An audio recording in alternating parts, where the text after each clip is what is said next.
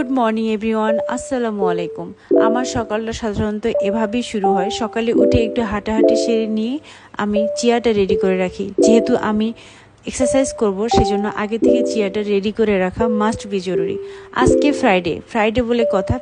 Friday সবার কাছে অনেক স্পেশাল হয়, আমাদের কাছে আজকে একটু বেশি স্পেশাল, বিকজ আজকে আমরা গ্রামের বাসায় অনেক দিন পর বেড়াতে যাব। সেই এক্সাইটমেন্টে মনে হয় আমার বেবিরা একটু বেশি ঘুমাচ্ছে। ওরা ঘুমাক, এই ফাঁকে আমি আমার নিজের কাজটুকু সেরে নিব। এসব শেষ করে আমি যাব ব্রেকফাস্ট ও লাঞ্চ রেডি করতে। কেউই খাওয়ার টাইম পাবে না, সেজন্য সব রেডি করে নিয়ে আমাকে যেতে হবে। রাস্তাতে ওদেরকে খাওয়াই দিব। এই তো আমার সব কিছু শেষ। এখন আমরা রওনা দিয়ে দিলাম। দুজনে অনেক কথা বলতেছে, ঘুম কেমন হলো, জার্নিটা কেমন লাগতেছে, এসব বলতে বলতে আমি ওদের রোলটা রেডি করে দিলাম। আজকে আমি ওদেরকে লাল রুটির সঙ্গে এগ, কিউকাম্বার ও সস দিয়ে রোল করে দিয়েছি। যেহেতু জার্নির টাইম, সেজন্য লিকুইড খাবার না নিয়ে আমি ড্রাই কিছু নিয়েছি, এটাই হয়তো বা বেস্ট।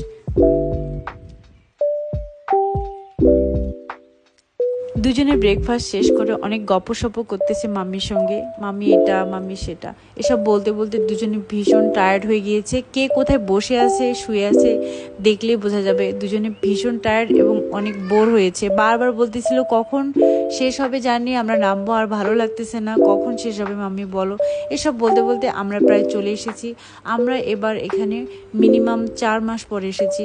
অনেক ব্যস্ততার কারণে ওর বাবা যেহেতু জব করে, জব যারা করে চাইলে সব কিছু তারা করতে পারে না, সেজন্য আসা হয়নি। আরও ফ্যামিলিগত অনেক প্রবলেম ছিল।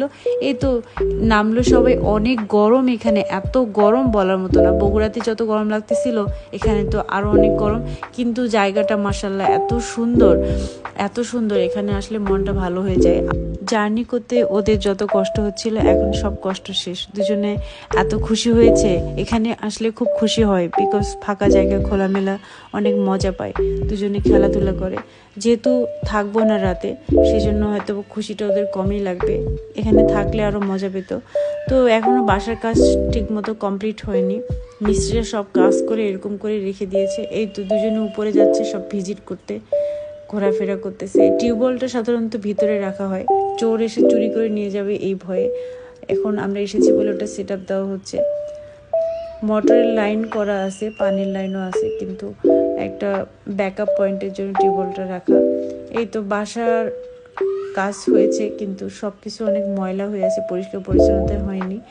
একদিন পরিষ্কার করে সুন্দর একটা ভিডিও দিবনি। আজকে যেমন আছে তেমনই দিয়ে দিচ্ছি।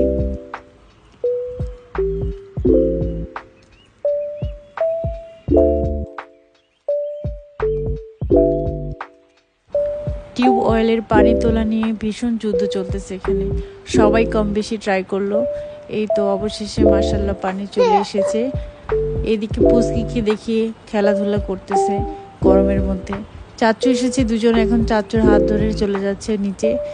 চাচুকে পেলে ওদের মেইন উদ্দেশ্য হচ্ছে বাইকে ঘোরাঘুরি করবে। এখন মনে হয় ওরা কোথাও যাবে। দুজনকে যেরকম দেখা যাচ্ছে ফ্রেশ, তেমন মোটেও থাকবে না। কিছুক্ষণ পরে দেখা যাবে ময়লা মেখে শেষ, বা গরমে একাকার হয়ে যাবে। সেজন্য আমি ওদের এক্সট্রা কাপড় নিয়ে এসেছি, দেখি কি করে।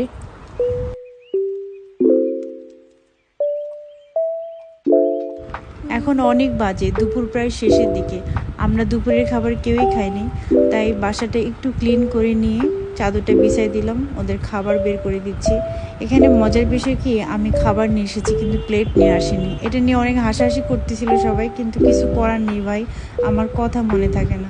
দুজনের চেহারার কি অবস্থা, কেমন নিয়ে এসেছিলাম আর কি হয়েছে। তাই খাওয়া দাওয়া সেরে নিয়ে ওদের এখন ড্রেস চেঞ্জ করে দিচ্ছি। এখন আমরা চলে যাব, তাই বোঝাচ্ছি যে বাবা চলে যায়, ও যেতে চাচ্ছিল না। এ তো সব হয়েছে, এখন আমরা রওনা দিয়ে দিব।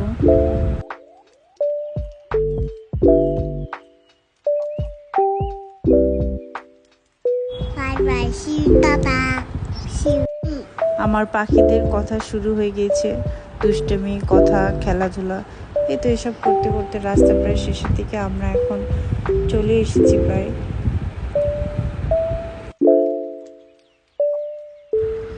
এই তো বগুড়ায় পৌঁছাতে আমাদের 6টা 28 বেজে গিয়েছে। দূরে থেকে কোথাও জার্নি করে আসার পর বাসায় এসে কাজ করে একদমই এনার্জি থাকে না, মনে হচ্ছিল যদি একটু রেস্ট করতে পারতাম, কিন্তু কিচ্ছু করার নেই, বাসার সবাই তো আমার জন্য ওয়েট করবে তাই না।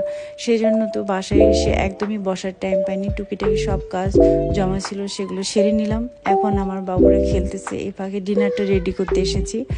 এখন দুপুরবেলা যেহেতু আমরা অনেক ভারী খাবার খেয়েছি, এই জন্য ডিনারে আজকে টক দই, ওটস, কলা, কিশমিশ খেয়ে নিলাম।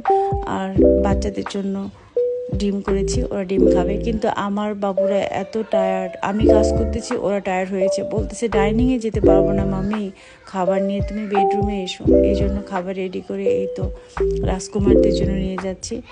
তো সবাই খাওয়া দাওয়া সেরে নিচ্ছি। সবাই ভালো থাকবা, অনেক ভালো। আল্লাহ হাফিজ।